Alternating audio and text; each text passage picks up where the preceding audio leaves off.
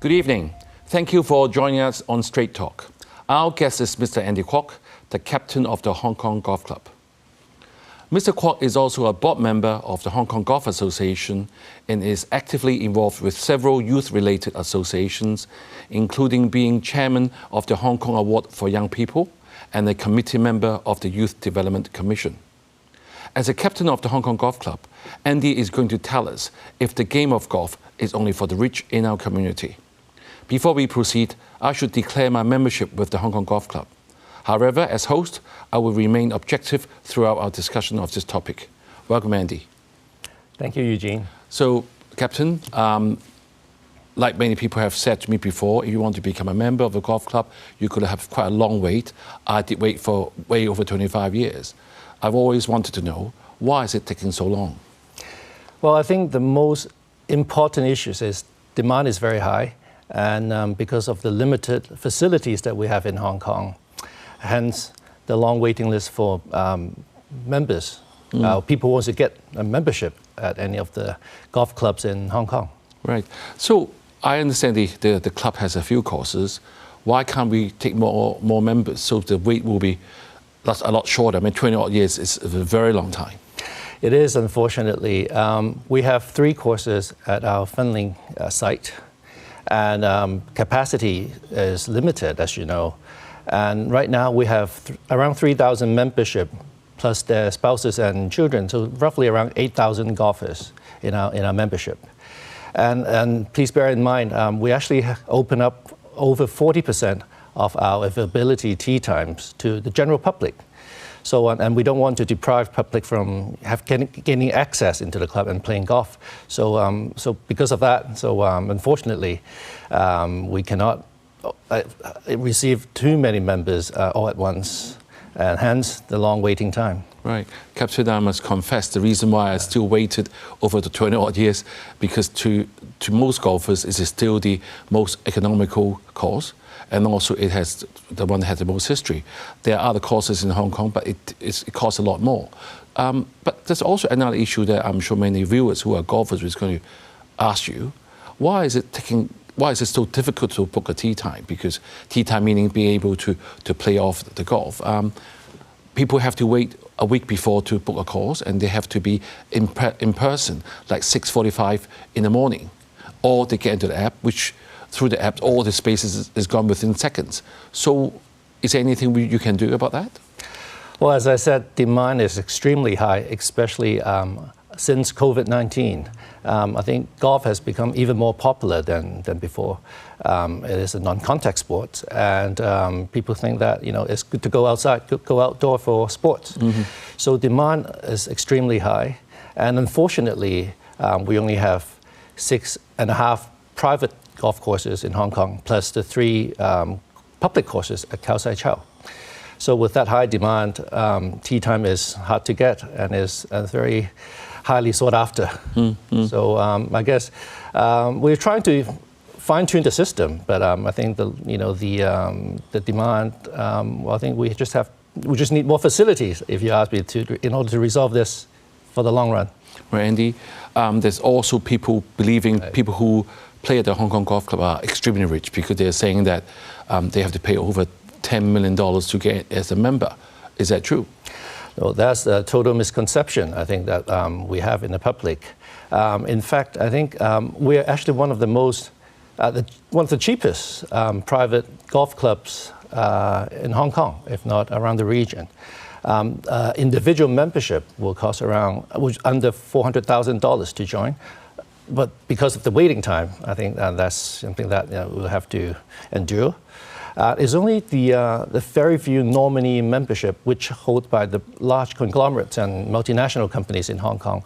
That's the price that you're talking about, over $10 million. Right. And the difference is they can actually transfer the nominee players to any of their staff. So this is actually one of the fringe benefit that they offer to their senior executive as part of their compensation package to attract this talents to come to Hong Kong. Right, but the individual membership cannot be transferred.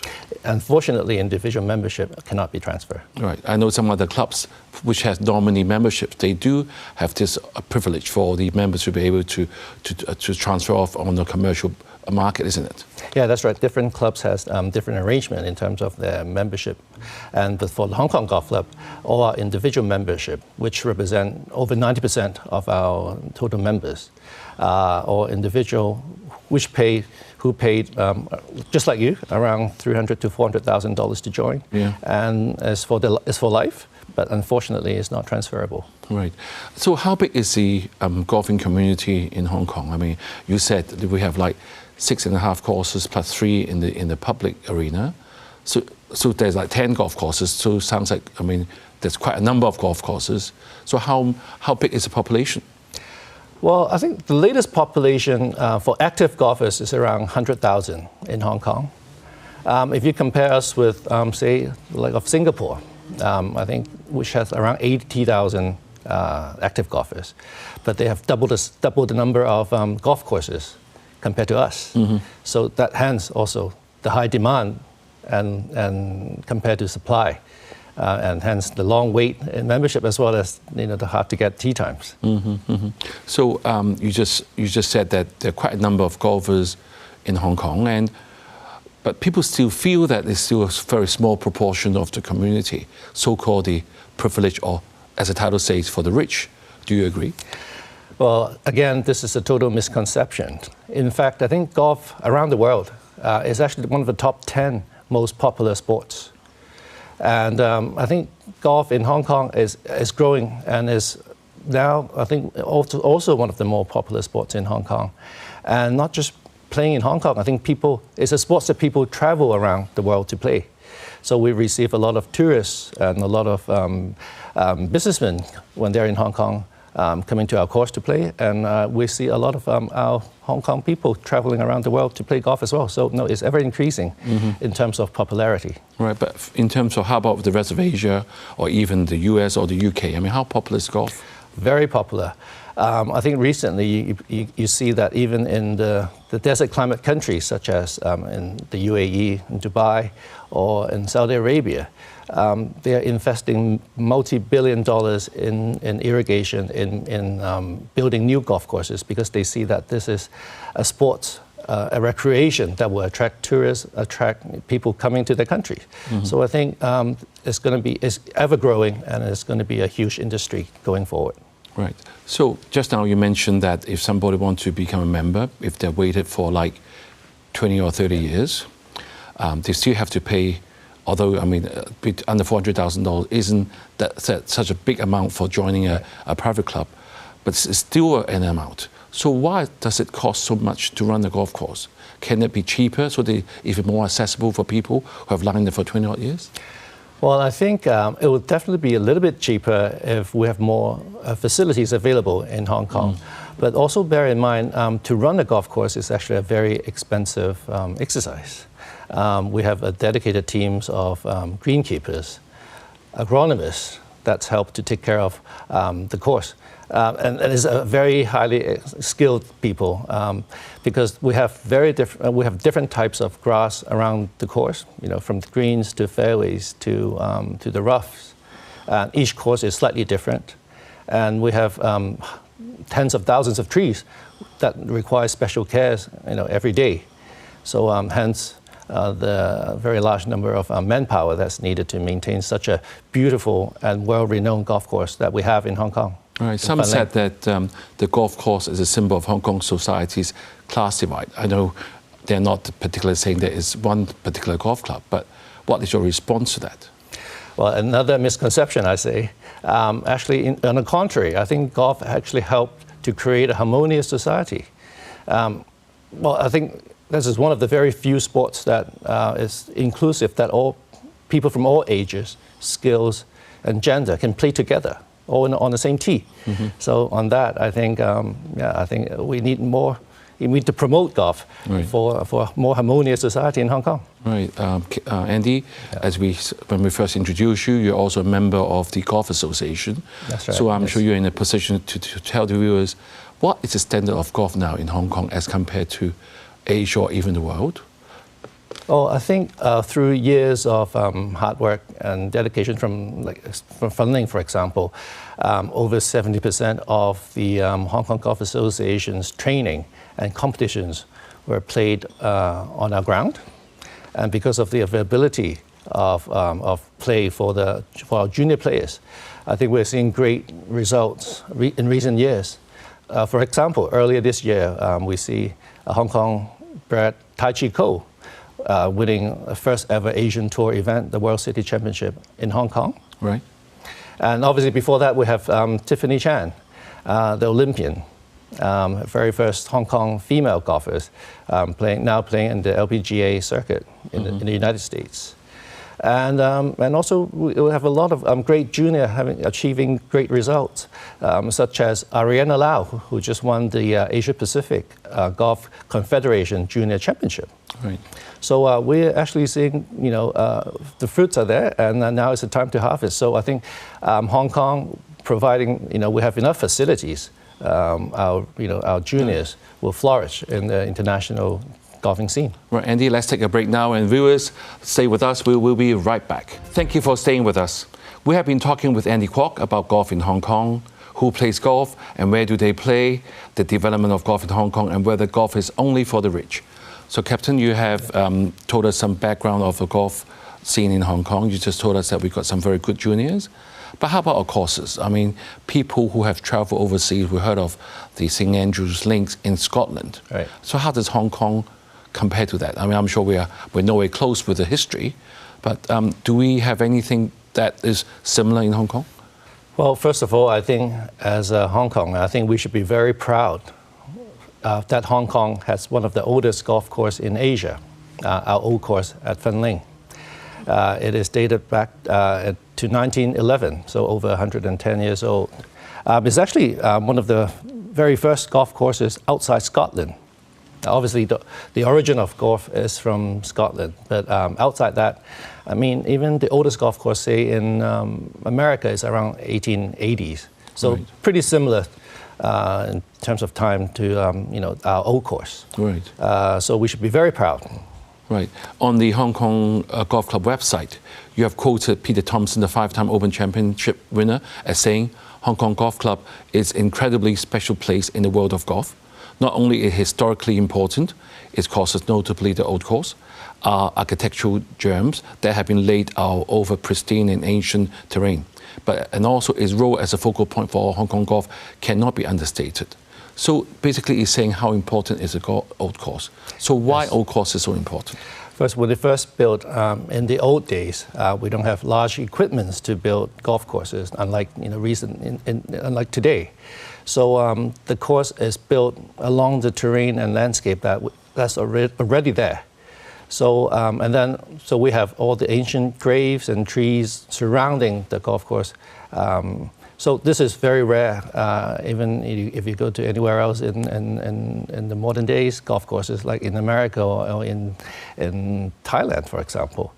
So to playing alongside a 400-year-old grave, I mean, this is something of an experience for all golfers. Yes, yeah. Right. As we all know, Fanling is about to have 8 holes taken away from the old course.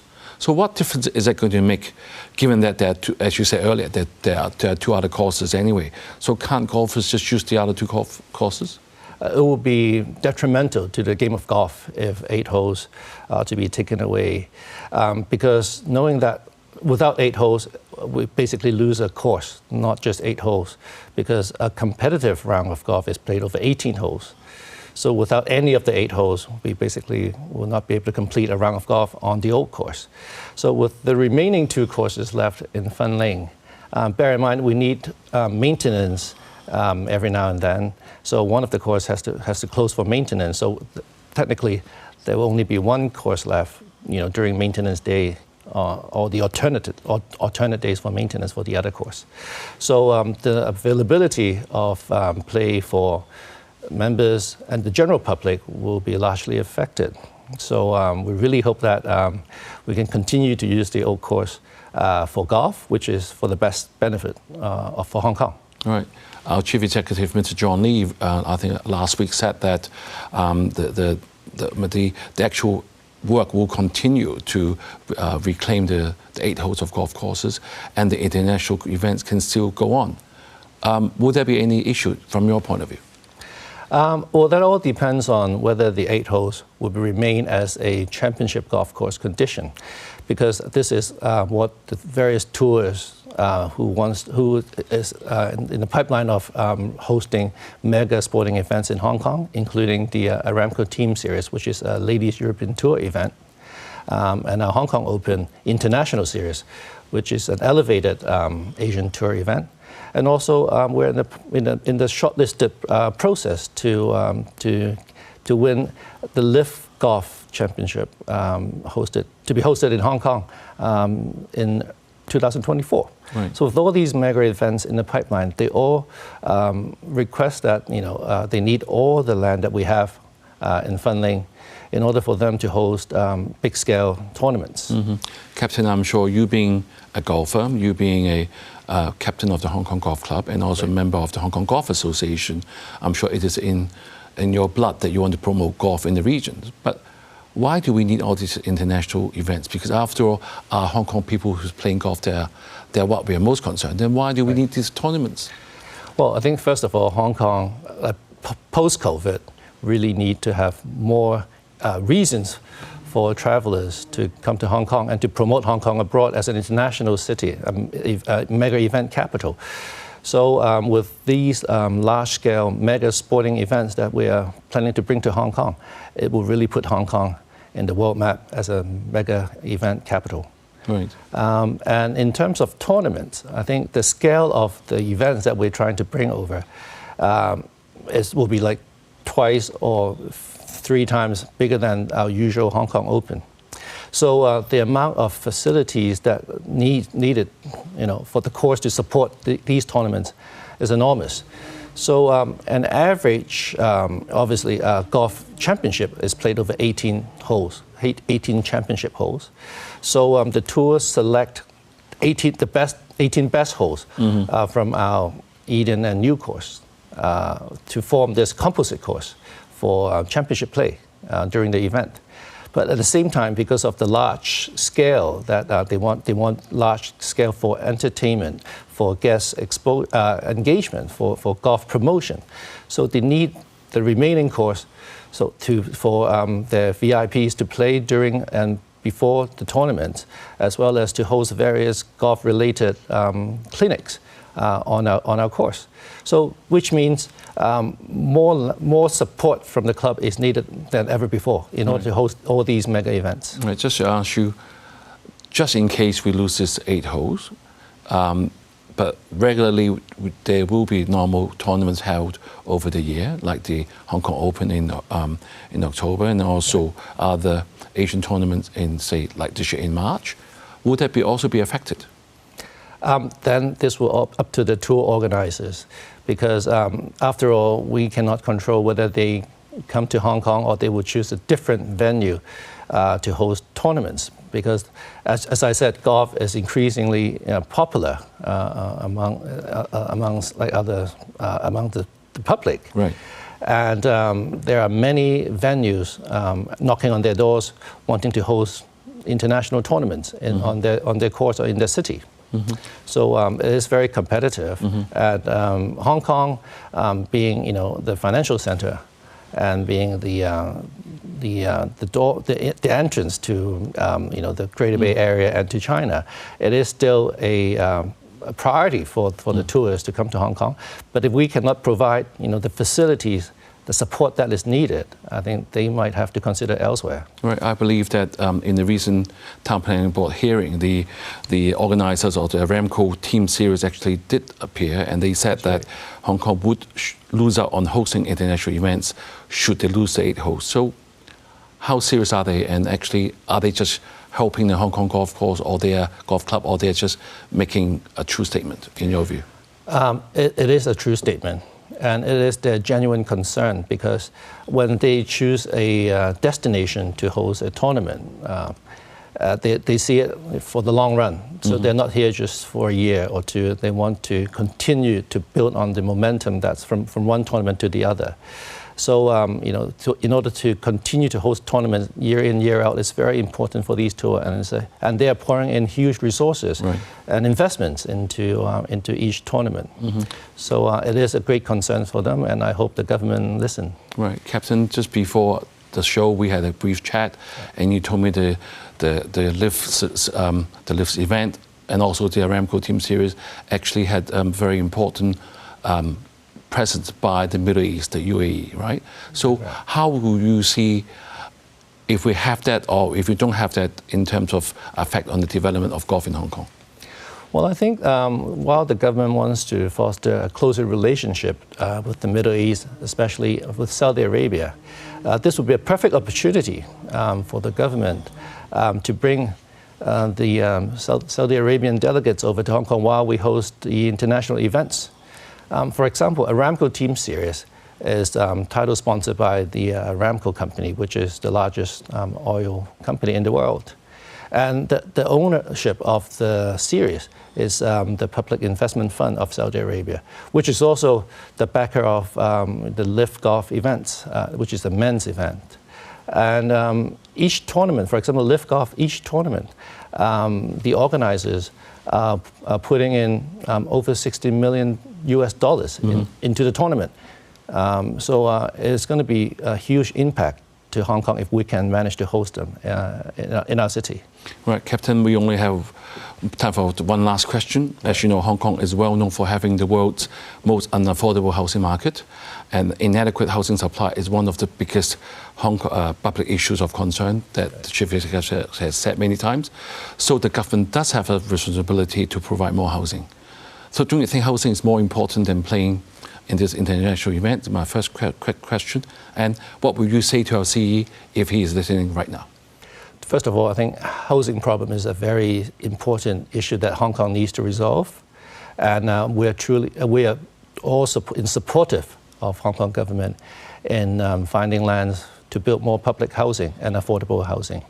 But is Hong Kong Golf Club the right place for public housing? I think this is the question that CE needs to consider, whether the golf clubs has a better value in promoting sports, in helping Hong Kong to connect with the world, in bringing in international businessmen and delegates to Hong Kong to foster the economic impact of Hong Kong. Wouldn't that be the bigger role that the golf club can play, rather than just using a portion of our land for public housing? I'm sure land is of scarcity in Hong Kong, but there are many other options that Hong Kong government can consider for public housing. Well, I'm afraid that's all the time we have, and thank you, Andy, for sharing with us what golf is all about. We have certainly debunked the myth that golf is only for the rich, and you have also outlined how golf has and can continue to contribute to Hong Kong's success as a global city. Have a great evening and see you next week. Thank you.